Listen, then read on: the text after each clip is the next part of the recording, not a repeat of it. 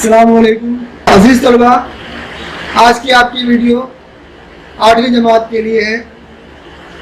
आपकी दरसी किताब से सफ़ा नंबर 62 पर ये आज की नज़्म है शबनम। शबनम यानी ओस,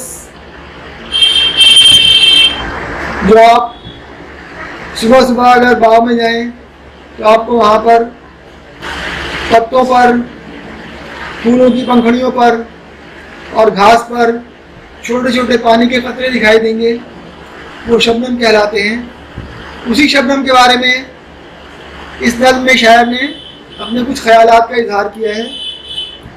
इस नज़्म के शायर हैं रबिश सिद्दीकी और बहुत खूबसूरत अंदाज में उन्होंने ये नज़्म लिखी है। मेरे साथ एक बार इसकी रीडिंग कर लीजिए, उसके बाद इस नज़्म के बारे में कुछ बात करेंगे। क्या ये तारे हैं ज़मीन पर जो उतर आए हैं, या वो मोती हैं जो चांद ने बरसाए हैं? क्या वो हीरे हैं जो सहरा ने पड़े पाए हैं?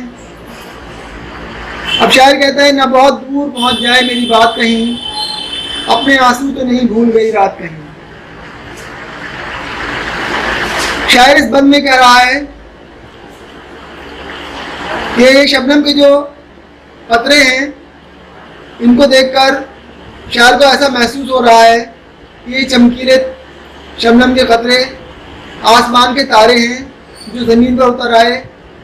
क्योंकि जब शबनम के कतरों पर सूरज की रोशनी पड़ती है सुबह सुबह, तो वो चमकते हुए बहुत खूबसूरत दिखाई देते हैं। जैसे हमें तारे दिखाई देते हैं चमकीले चमकते हुए, इसी तरह ये शबनम के कतरे हमें चमकते हुए दिखाई देते हैं। तो शायर को शबनम के कतरों पर तारों का गुमान हो रहा है। वो समझ रहा है कि ये तारे हैं जो रात में ज़मीन पर उतर आए और इस वक्त यहाँ चमक रहे हैं। या वो मोती है कि जो चांद ने बरसाए हैं, या वो चांद जो है वो मोती बरसा कर चला गया, ये मोती हैं। क्योंकि मोती भी गोल होता है और शबनम के कतरे भी देखने में गोल गोल दिखाई देते हैं। जब वो फूलों की पंखुड़ियों पर और पत्तों पर गिरकर सिमट से जाते हैं तो वो गोल हो जाते हैं।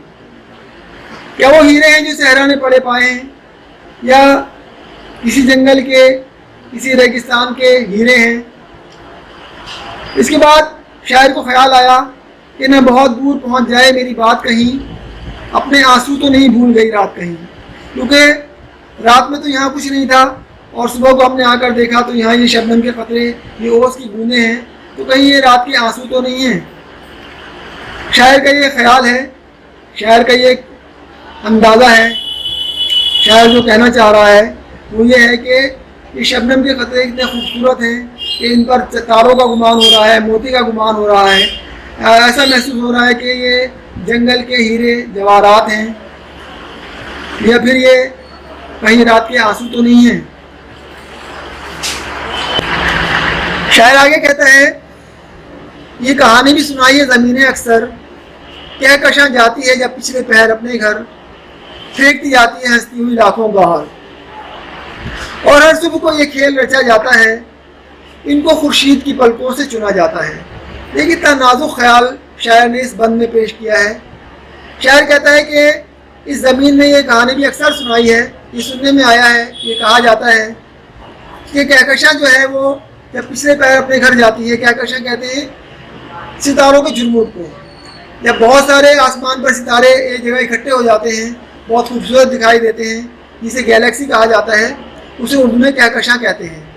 ये कहकशां जब पिछले पैर अपने घर जाती है तो वो हंसती हुई लाखों गौर फेंकती हुई जाती है। क्या करती है वो? जब अपने घर जाती है तो खुशी में लाखों गौहर वो फेंकती जाती है, लाखों गौर लुटाती जाती है।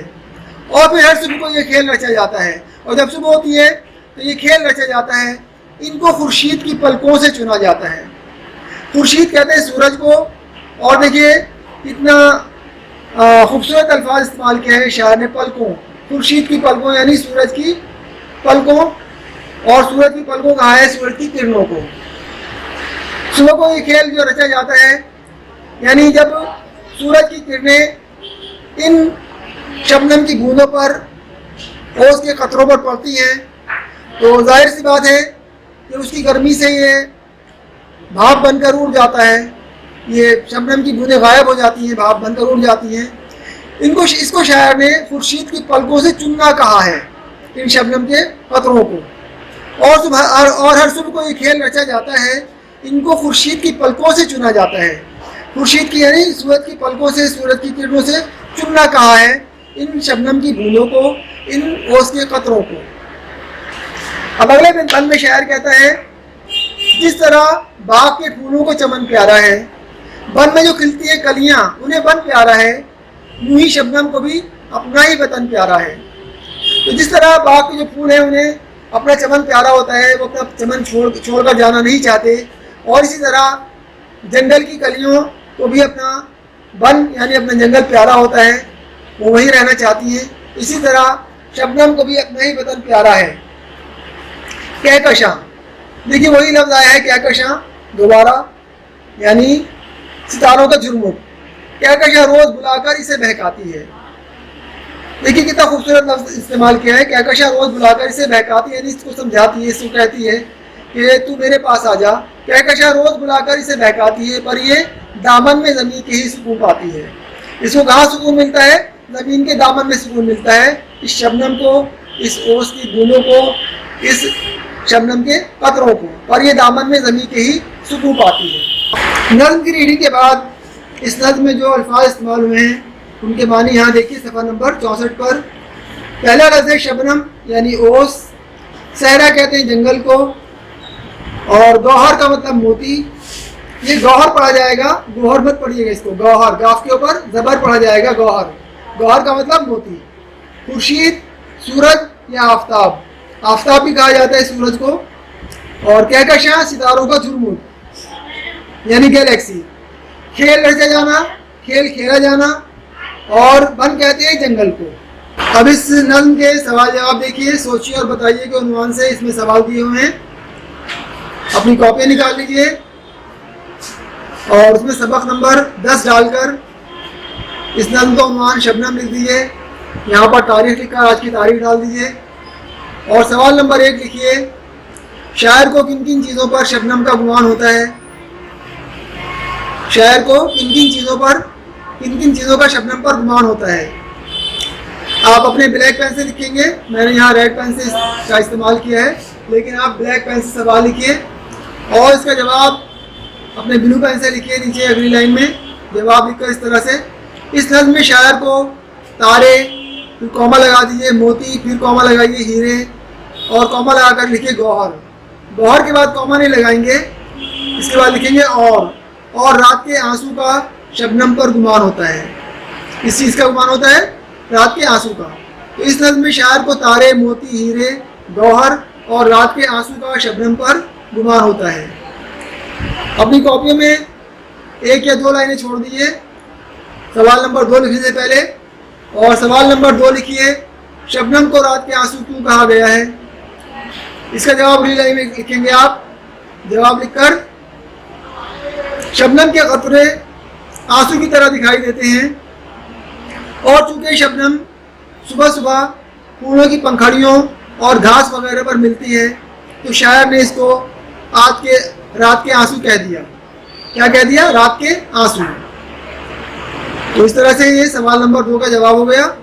अब जैसे आपने पहले ऊपर 1-2 लाइनें छोड़ी थी, इसी तरह 1-2 लाइनें छोड़कर सवाल नंबर 3 लिख देंगे आप।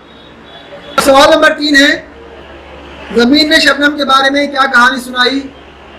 इसका जवाब लिखिए। ज़मीन ने शबनम के बारे में कहती है, ज़मीन शबनम के बारे में कहती है कि जब पिछले पहर कहकशां अपने घर वापस जाती है तो हंसती हुई लाखों गौहर लुटाती जाती है।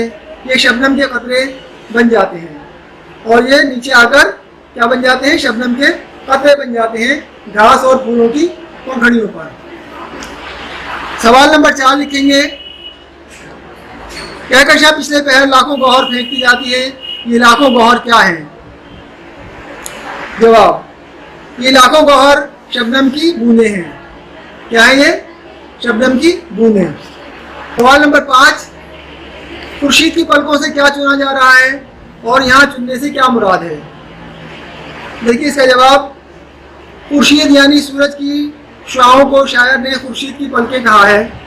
जब सूरज निकलता है और उसकी किरणें शबनम की बूंदों पर पड़ती हैं तो वो भाप बनकर उड़ जाती है और गायब हो जाती है। इसको शायर ने इस तरह कह दिया कि खुर्शीद की पलकों से शबनम को चुना जा रहा है।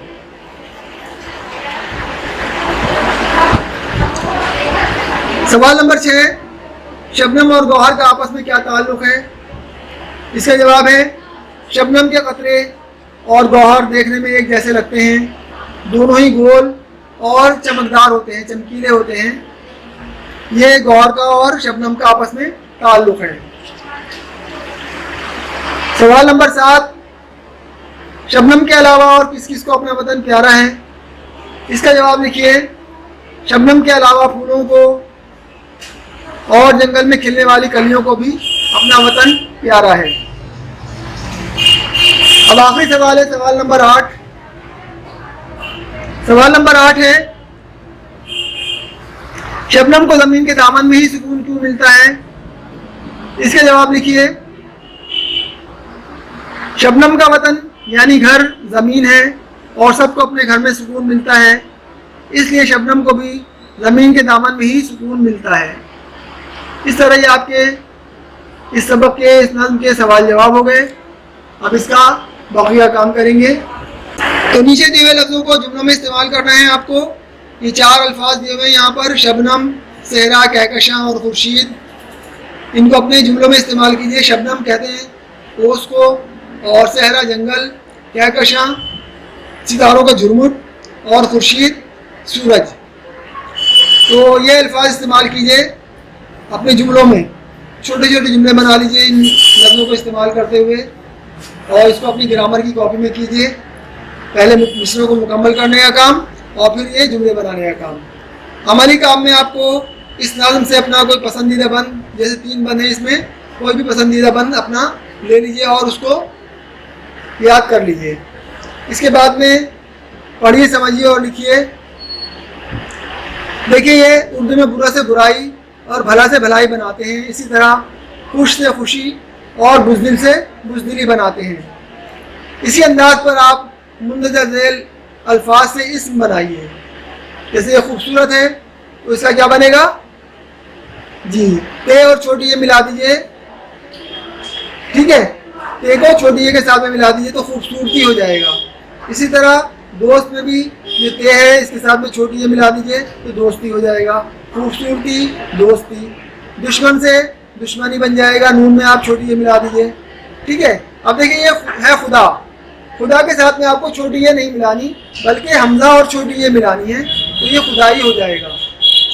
इसी तरह से अच्छाई में भी बनाने के लिए, अच्छा से अच्छाई बनाने के लिए भी हमजा और छोटी ये मिलाकर अच्छाई बना लीजिए। बड़ा में भी बड़ा के साथ में आगे हमजा और छोटी ये मिला दीजिए, बड़ाई हो जाएगा। रोशन ख्याली में आपको सिर्फ लाम के साथ में छोटी ये मिलानी है, रोशन ख्याली बन जाएगा।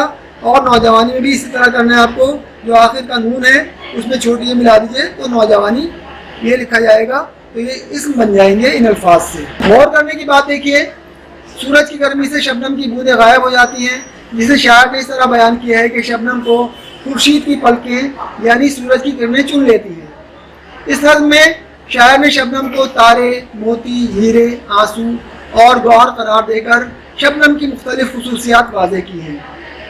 तो इस तरह आपका आज का ये काम मुकम्मल होता है। ये सबक अपना काम मुकम्मल कीजिए, जो याद करने का काम है उसे याद कीजिए और इस नज़्म को 2-4 बार पढ़ लीजिए। बहुत खूबसूरत नज़्म है, पढ़ने में भी अच्छा लगेगा। शुक्रिया।